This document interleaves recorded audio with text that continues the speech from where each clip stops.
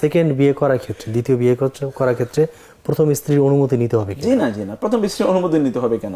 তিনি তার প্রয়োজন নেই দ্বিতীয় বিয়ে করতে পারেন। সেই বিয়ে করার জন্য একমাত্র শর্ত হচ্ছে তিনি জাস্টিস করবেন। এই অবস্থার উপর ভিত্তি করে তিনি দ্বিতীয় বিয়ে করতে পারবেন তিনি, তাতে কোনো আপত্তি নেই। আরবে এখনো এরকম হয় যে স্ত্রীরা তাদের স্বামীদেরকে মহড়া করে বিয়ে করান।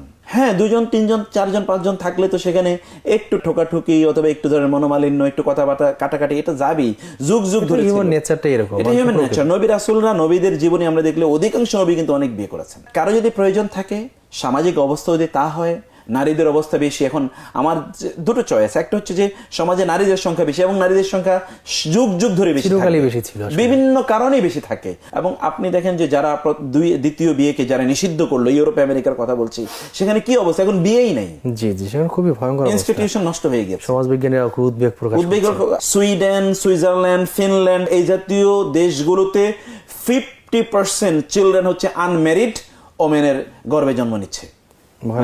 50%, শতকরা 100 জন বাচ্চার মধ্যে 50টা বাচ্চা হচ্ছে এমন মহিলা যার বিয়ে হয়নি। তো আমরা কি এরকম সমাজ চাই? কুমারী মাথা হয়ে গেছে। কুমারী মাথা, সেটাই।